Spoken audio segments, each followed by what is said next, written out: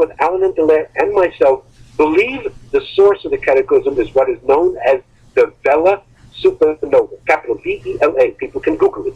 It occurred probably around 14,000 to 11,000 years ago. It impacted our entire solar system, not just the Earth. It explains a lot of anomalies which are not able to be explained astronomically. Number one, Uranus in our solar system is totally on its side. It's totally off 90 degrees from its axis. What did it? Something knocked it on its side. And of course, we know the Earth herself is at a tilt of 23.5 degrees. Yep. It's what gives the Earth its particular wobble, which gives us precession and equinoxes and gives us our zodiac. Okay? We are stipulating here, Alan and Dallaire stipulated that before this Vela supernova, our Earth was straight up. It was not on the tilt. It is the supernova which impacted our whole planet, brought down the civilizations we're talking about. It was the mass cataclysm. It is the source of the flood myth. And not only does the flood myth come from our Old Testament, from Chaldean or Babylonian sources, but there is a flood myth, a cataclysm myth that existed 250 indigenous people on our planet. It is something that's universal. And academia has attempted to explain this by saying that there was a local flood, a local event around 4000 BC in the Middle East, and that's supposed to be the source of the biblical flood. But when we read the flood myths, even read the Greek myth, or even indigenous myths, they're talking about a worldwide cataclysm. Yeah. A worldwide event, not a local. The only event that can match what we're talking about is this event that happened around 11,500 years ago.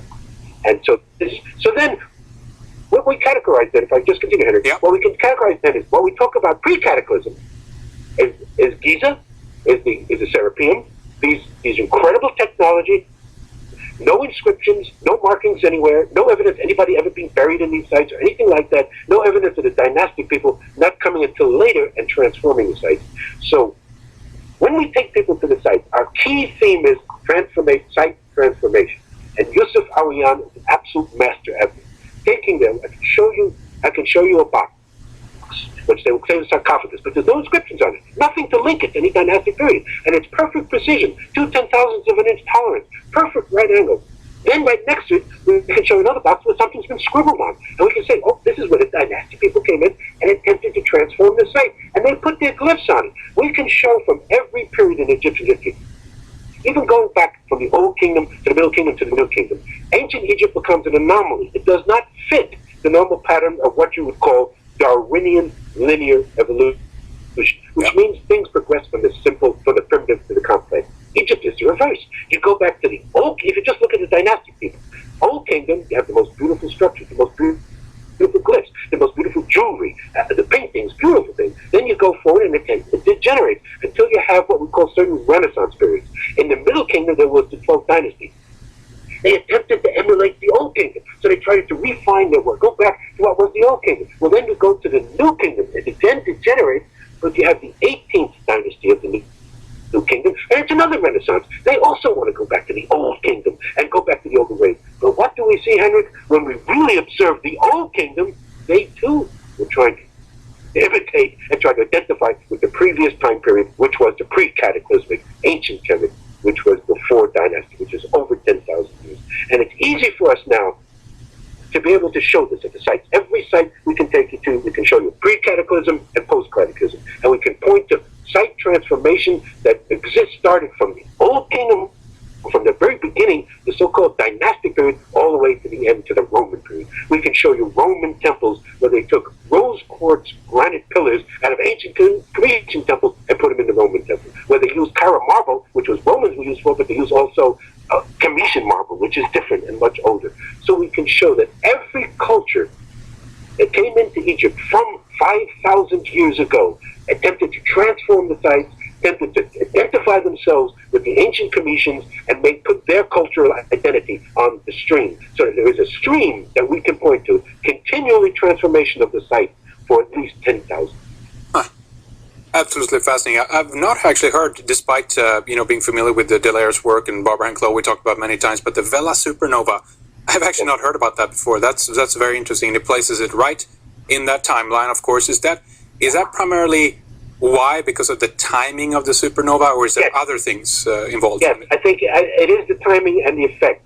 The fact that this, even the way there is a Greek myth that and Dallaire use in their book, A Myth of Phaeton, which the Greeks talked Yes. about. A dragon came out of the sky. Yep. Well, they're actually describing it, and it would have looked that way, that there would have been streaks of fire actually going across the sky because of this tremendous effect. I mean, I would estimate, Henrik, that maybe anywhere from 75 to 90% of all humanity perished. So we, speaking here today, are the ancestors, are the ancestors of the 10% that survived. And this is why Barbara Clow, going to one of her favorites, Barbara also, I don't know if you've ever interviewed her, but she's great. Oh, we have many times, yeah. Yes, we have. Well, Barbara has a master's in psychology. I don't know if you're aware of that. And she was also a big fan of Immanuel Velikovsky, who was a student of Freud. Immanuel Velikovsky wrote two very significant books in the 50s, Ages in Collision and Worlds in Chaos, where he talked about perhaps Venus, explosion of Venus, but he talked about the fact that our solar system had been impacted, and he pointed to a supernova. He didn't identify it then, but it was he that put a lot of other people on it. There's many astrophysicists who have identified it, but it is in the current book, if you have not read it, Awakening the Planetary Mind, where she really pinpoints it at the Vela Supernova. Absolutely fascinating. So think about this, no zodiac before this time, before 11,500 years ago or so.